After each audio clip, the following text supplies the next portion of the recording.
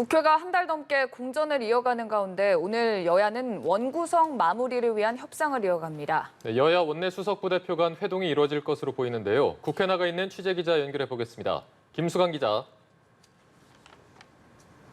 네, 여야 원내수석 부대표는 오늘 오전 원구성 협상을 위해 잠깐 회동을 가졌습니다. 일단 양측의 입장을 확인했고 오후에 다시 회동을 이어갈 것으로 보이는데요.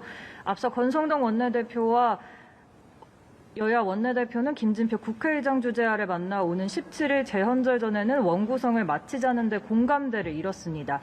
또 그간 쟁점이 됐던 사법개혁특위 구성 등의 문제는 양당 원내대표와 의장단이 맞기로 한 만큼 일단 오늘 원내수석 회동에선 상임위원장 배분만 다뤄질 전망입니다. 모두 18개의 상임위원장 가운데 국민의힘이 7개, 더불어민주당이 11개를 맡기로 합의했는데요. 의석수에 따른 배분입니다.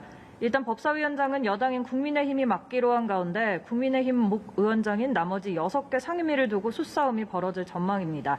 경찰국 신설 문제로 주목받는 행정안전위원회와 방송통신위원회를 관할하는 과학기술정보통신위원회를 둘러싼 치열한 공방이 이어질 것으로 보이는데요. 여야가 협상 시한으로 제안했던 재헌절까지 나흘 정도 남은 가운데 오늘 얼마만큼의 진척을 이뤄낼 수 있을지 관심이 모입니다. 그리고 탈북 어민 강제 북송을 둘러싼 여야 공방도 이어지는 모습인데요. 관련 상황도 전해주시죠. 네, 권성동 당대표 직무대행 겸 원내대표는 오늘 SNS를 통해 2019년 당시 민주당 정부의 탈북어민 강제 북송을 강하게 비판했는데요. 탈북어민들이 기순 의향서까지 썼고 이들이 살인자라는 주장은 출처가 북한이었음에도 제대로 된 검증 없이 이들을 강제 북송했다고 지적했습니다. 반면 민주당 우상호 비대위원장은 이들이 16명을 살해하고 넘어온 명백한 흉악범인 만큼 귀순으로 인정할 수 없는 관련 법조항도 있다며 과도한 여론몰이라고 맞받아쳤습니다.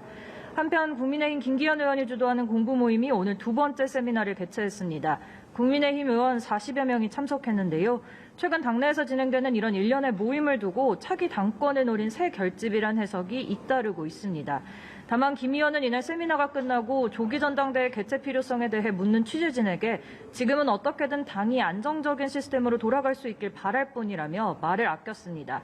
이처럼 당대표 공백 사태로 당권 경쟁이 가시화되고 있는 여권을 향해 민주당은 어려운 경제 상황을 고리로 압박에 고삐를 줬습니다.